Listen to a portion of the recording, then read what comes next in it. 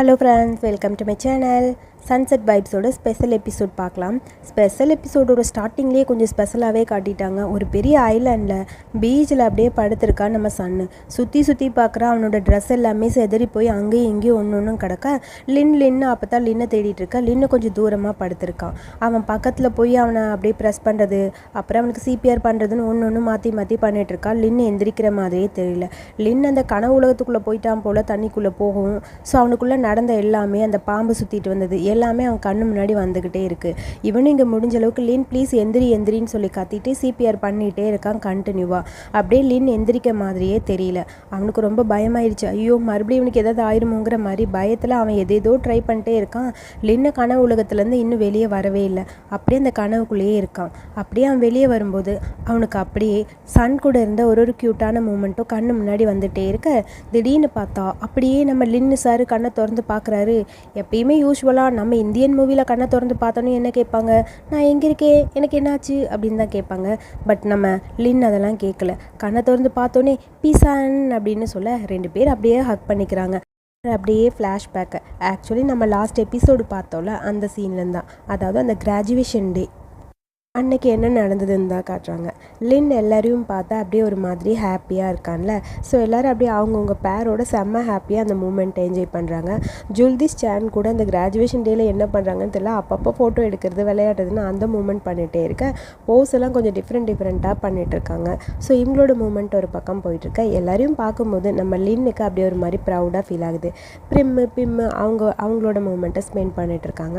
அப்புறம் நம்ம பையன், நம்ம சாம் பையன், அவங்களோட ஹாப்பி மூமெண்ட், ஒருத்தரோட மூமெண்ட்டும் அப்படியே ஜாலியாக அவங்களோட பேர் கூட போயிட்டுருக்க. இது எல்லாத்தையும் பார்க்கும்போது அப்படியே லின்னுக்கு ஒரு மாதிரி ப்ரௌடாக ஃபீல் ஆகுது. என்னோடய ஃப்ரெண்ட்ஸ் எல்லாருமே ஹாப்பியாக இருக்காங்கன்னு சொல்லி அந்த மூமெண்ட்டை பார்த்துட்டே பண்ணிட்டுருக்கா லின். கரெக்டாக அவன் பக்கத்தில் அப்படியே சன் வந்து நிற்க. சன் அப்படின்னு சொல்லி சன்னை பார்க்க, இந்தா உனக்காக தான் இதுக்கப்புறம் எங்கள் ஷியோல் கம்பெனியோட புது டிசைனர் நீ தான் அப்படின்னு சொல்லி பொக்கே கொடுக்க. அதை பார்த்த உடனே லின்னுக்கு அவ்வளோ ஹாப்பியாக இருக்குது. ஸோ இதுக்கப்புறம் உனக்கு இன்னொரு 2 நாள் இருக்குது. அந்த 2 நாள் ட்ரிப்புக்கு நூலினை குண்டாட் கூட்டிகிட்டு போக வந்துட்டேன் அப்படின்னு சொல்ல, அப்படியே அதை ஓப்பன் பண்ணி பார்க்கும்போது இன்னும் லின்னுக்கு ஹாப்பியாக இருக்குது. 2 டேஸா? ஆமாம், நம்ம 2 பேரும் மட்டும் போகலாமா அப்படின்னு சொல்லி கேட்க, அதுக்கு தானே நான் வந்திருக்கேன் அப்படிங்கிற மாதிரி சன் அப்படியே லின்னோட கையை பிடிச்சி அப்படியே இழுத்துட்டு போயிட்டே இருக்கான். இந்த சீன் வரைக்கும் நம்ம கிளைமேக்ஸ் எபிசோடு அந்த ஃபைனல் பார்ட்டில் நம்ம பார்த்தோம். ஸோ அப்படி போனவங்க தான் இப்போ இங்கே வந்து இந்த ஐலாண்டில் மாட்டிக்கிட்டாங்க. அப்புறம் லின் கேட்குறான் ஐலாண்டில் உட்காந்துட்டே, என்ன தான் நடந்தது ஒன்றுமே புரியல, நம்ம எப்படி இங்கே மாட்டிக்கிட்டோன்னு சொல்லி கேட்க, உடனே சன் சொல்கிறான், உனக்கு எதுவுமே ஞாபகம் இல்லையா, எல்லாத்தையும் நீ மறந்துட்டியா, உண்மையாகவே மறந்துட்டியா, உனக்கு என்னடா ஆச்சு அப்படிங்கிற மாதிரி அவனை பார்த்துட்டே இருக்க. உண்மையாக உன்னோட மெமரி எல்லாம் போயிடுச்சான்னு சொல்லி கேட்க, லின் அதுக்கு சிரிச்சுட்டு, அப்படிலாம் கிடையாது, எனக்கு எல்லாமே ஞாபகம் இருக்குது. ஆனால் திடீர்னு என்ன நடந்ததுன்னு ஒன்றும் புரியல. நம்ம 2 பேரும் போட்டில் வந்துட்டே இருந்தோம். திடீர்னு போட்டுக்கு வந்து 2 பேரும் கீழே விழுந்தோம். அது வரைக்கும் ஞாபகம் இருக்குது. அதுக்கப்புறம் நம்ம எப்படி இந்த ஐலாண்டுக்குள்ளே வந்தோம், எப்படி இங்கே மாட்டிக்கிட்டோன்னு ஒன்றுமே புரியல. ஸோ அதை பற்றி தான் கேட்குறேன் அப்படிங்கிற மாதிரி லின் கேட்க, ஓ இது வரைக்கும் ஞாபகம் இருக்கா உனக்கு? ஞாபகம் இருக்கே அப்படிங்கிற மாதிரி பார்த்துட்டே இருக்க. ஓ அப்படியா, சரி ஓகே அப்படின்னு சொல்லிட்டு 2 பேரும் திங்க் பண்ணுறாங்க. அதுக்கப்புறம் இவங்களோட திங்ஸ் அங்கேயும் இங்கேயும் அப்படி சதறி கிடக்குதுல. சரி அதில் ஏதாவது எவிடன்ஸ் கிடைக்குமா, இங்கேருந்து போகிறதுக்கு தப்பிக்கிறதுக்கு வழி இருக்கா அப்படின்னு சொல்லி செக் பண்ணி பார்த்துட்டே இருக்க. அங்கே ஒரு மொபைல் கிடைக்குது. ஆக்சுவலி அந்த மொபைல் வந்து நம்ம லின்னோட மொபைல் தான். பட் அது தண்ணியில் விழுந்தனால சுத்தமாக ஒர்க்கே ஆகலை. அவனும் தட்டி பார்க்குறா, ஏதோ ட்ரை பண்ணி பார்த்துட்டே இருக்கான். அந்த மொபைல் சுத்தமாக ஒர்க் ஆகவே இல்லை. ஐயோ மொபைல் கிடச்சி கூட யூஸ் இல்லையே அப்படிங்கிற மாதிரி லின் பார்த்துட்டே இருக்க. உடனே லின் சொல்கிறான், பரவாயில்ல, இது பக்கத்தில் எப்படி உங்கள் மொபைல் இங்கே கிடக்கும்ல, உங்கள் மொபைல் கிடச்சிச்சின்னா நம்ம சேனலை கான்டாக்ட் பண்ணி நம்ம எப்படி இங்கேருந்து போயிடலாம், உங்கள் மொபைலை பார்க்குறேன்னு சொல்லி லின் அந்த பக்கம் போக, இரு நீ என் மொபைலை போய் தேடுறது வேஸ்ட்டுன்னு தோணுது அப்படிங்கிற மாதிரி சன் சொல்ல, ஏன் அப்படி சொல்கிறீங்க, பேசாமல் இருங்க, உங்கள் மொபைல் இங்கே தான் எங்கேயாவது கிடக்கும், நான் எப்படியாவது கண்டுபிடிச்சி எடுத்துறேன் அப்படிங்கிற மாதிரி மொபைலை தேட போக, அது வேஸ்ட், நான் தான் சொல்கிறேன்ல, ஆக்சுவலி நான் என் மொபைல் எடுத்துகிட்டே வரல அப்படிங்கிற மாதிரி சன் சொல்கிறான். என்னது மொபைல் எடுத்துகிட்டு வரலையா, ஏன் எடுத்துகிட்டு வரல, எப்படியும் மொபைல் இல்லாமல் நீங்கள் இருக்கவே மாட்டீங்களே அப்படிங்கிற மாதிரி லின் கேட்க, அது வந்து டிஸ்டர்பன்ஸாக இருக்கும், உன் கூட டைம் ஸ்பெண்ட் பண்ணணும்னு வந்திருக்கேன், இந்த நேரம் மொபைல் எடுத்துகிட்டு வந்தால் ரொம்ப ஒரு மாதிரி கடுப்பாக இருக்கும்னு சொல்லி மொபைல் எடுக்காமல் வந்துட்டேன்னு சொல்ல, லின்னுக்கு டென்ஷன் ஆகிடுச்சு.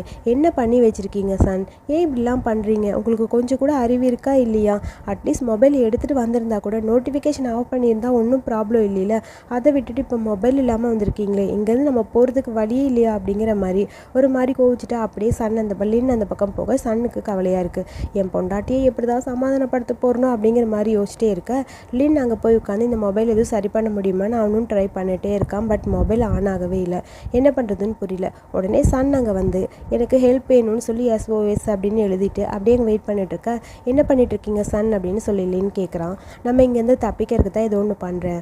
எப்படியும் சேன் என்னை காணும்னு தேடிட்டு இங்கே வருவான்ல, அப்போ இதை பார்த்தா ஹெல்ப் பண்ணலாம்ல அதுக்காக அப்படின்னு சொல்ல, சரி ஓகே அப்போ நான் அந்த பக்கம் போய் எழுதுவா அப்படின்னு சொல்லி லின் கேட்குறான். நீயெல்லாம் போய் எழுத வேணாம், அங்கே ரொம்ப ஹாட்டாக இருக்குது, உன்னோட ஸ்கின் ரொம்ப சென்சிட்டிவ் இல்லை, பர்ன் ஆயிடுச்சுன்னா என்ன பண்ணுறதுன்னு சொல்லி சார் கடைச்சி கேப்பில் கிடா வெட்டிட்டு இருக்கான். அப்புறம் ஒரு நிமிஷம் வரேன்னு சொல்லிட்டு அந்த பக்கம் போயிட்டு வந்து பார்த்தா சட்டையை கிழிச்சு அப்படியே ஒரு குச்சியில் தொங்க விட்டுட்டு இதை இங்கே மாட்டி விட்டுட்டா கொடின்னு நினச்சி யாராவது நம்மளை காப்பாற்ற வருவாங்க அப்படின்னு சொல்ல, ஆமாம் போடுற சட்டையை கிழிச்சிட்டிங்களே நைட்டு சட்டைக்கு என்ன பண்ணுவீங்க அப்படின்னு சொல்லி அப்படியே லின் கேட்க, அதனால என்ன ஷர்ட் இல்லைனா நீ இருக்கீல அப்படிங்கிற மாதிரி லின்னை பார்த்து அப்படியே ஒரு மாதிரி சன் ரொமான்டிக்காக பேச, நீ என்ன தான் பேசினாலும் வேலைக்கு ஆகாது பேசாமல் இருடா அப்படிங்கிற மாதிரி லின் அவனை பார்த்து மறைச்சிட்ருக்கான். அதுக்கப்புறம் நைட்டும் ஆயிடுச்சு.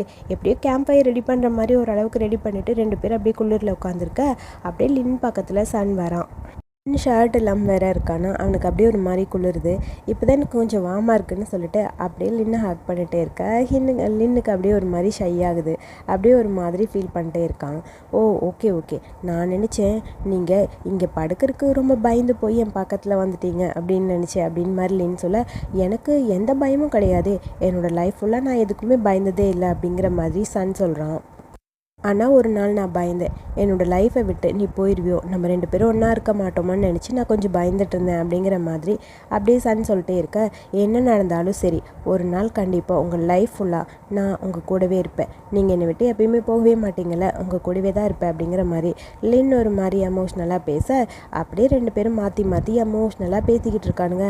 இப்படியே பேசிகிட்டே இருக்கும்போது எனக்கு 20 வயசு ஆனாலும் சரி 30 வயசு ஆனாலும் சரி எப்பயுமே உன்னை விட்டு நான் போகவே மாட்டேன், 20-30 வருஷம் வரைக்கும் நான் அவன் கூடயே இருப்பேன், அது உனக்கு தெரியுமா, நம்ம 2 பேரும் ஒன்றாவே இருப்போம் அப்படிங்கிற மாதிரி அப்படியே சன் கொஞ்சம் ரொமான்டிக்காக பேச, அது எனக்கே தெரியுமே அப்படிங்கிற மாதிரி லின் சொல்கிறான். நான் அதை நினச்சி கூட பார்க்க முடியல. யோசிச்சு பாருங்கள், நம்மளுக்கு வயசாயிட்டா நம்ம எப்படிலாம் இருப்போன்னு, அதெல்லாம் பார்க்கும்போது ரொம்ப நல்லா இருக்குல்ல அப்படிங்கிற மாதிரி லின் ஒரு மாதிரி ஹாப்பியாக ஃபீல் பண்ண ஆரம்பிக்கிறான்.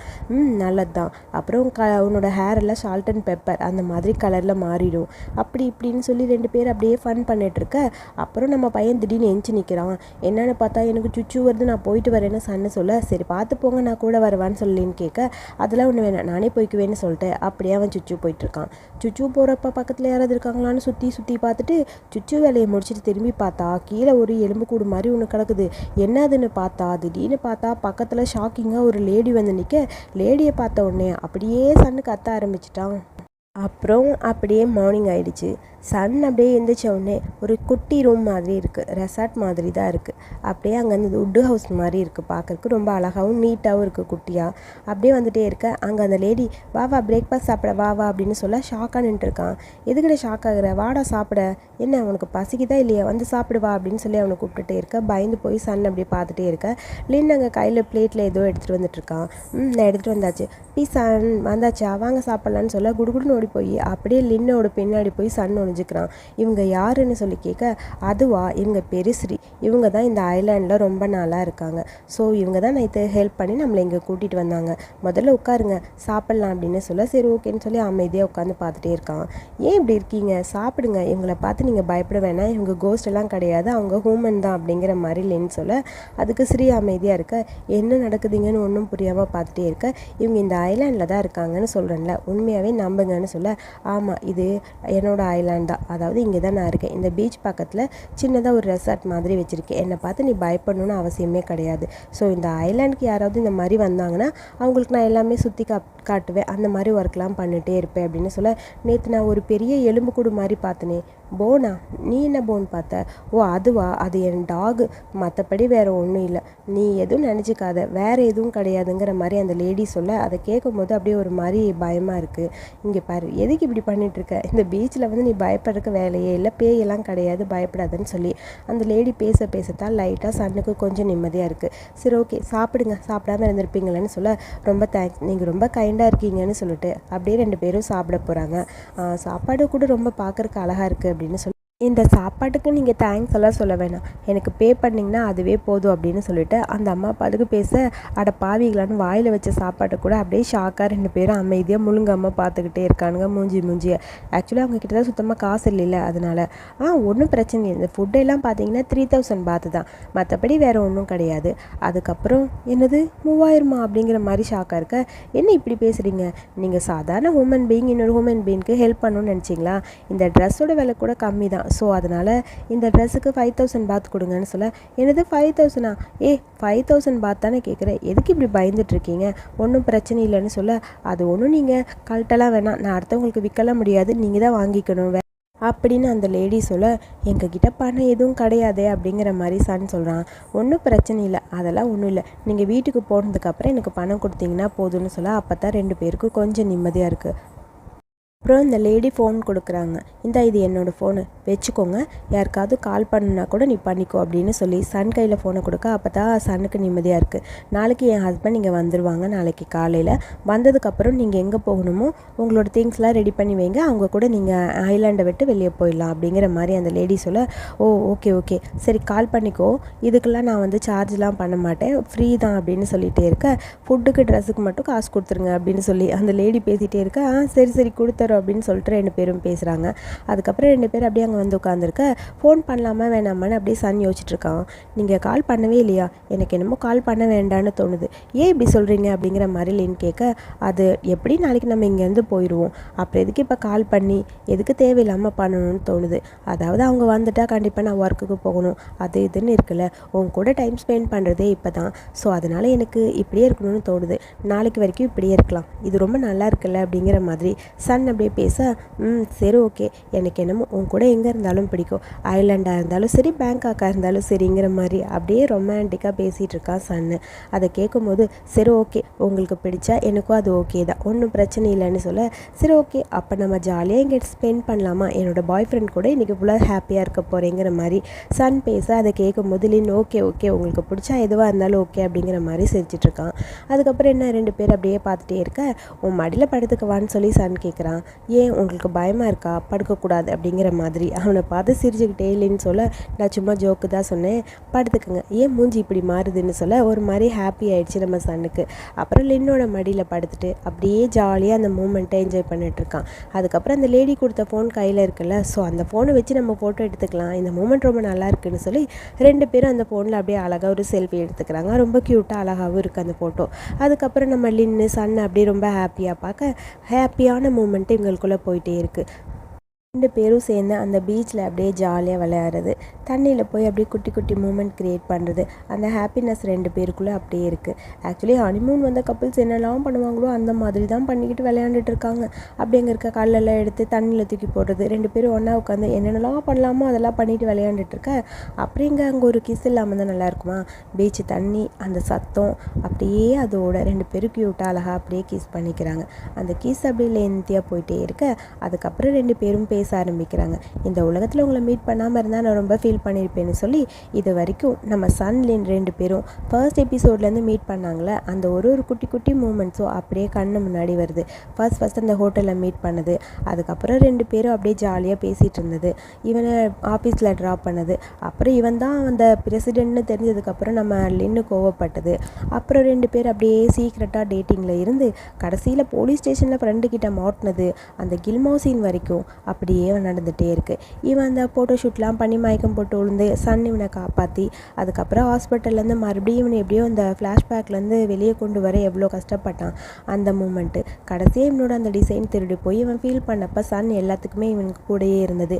இந்த மாதிரி ஃபர்ஸ்ட் எபிசோட்லேருந்து இவங்க 2 பேருக்குள்ளே நடந்த குட்டி குட்டி அந்த ப்ரப்போசல், அப்புறம் அந்த சாப்பிட்டது ஒன்றா, அந்த மவுண்டெயினில் 2 பேரும் சன்செட் பார்த்தது, அந்த மாதிரி எல்லா மூமெண்ட்டுமே அப்படியே நம்ம கண்ணு முன்னாடி விஷுவலாக கொண்டு வராங்க.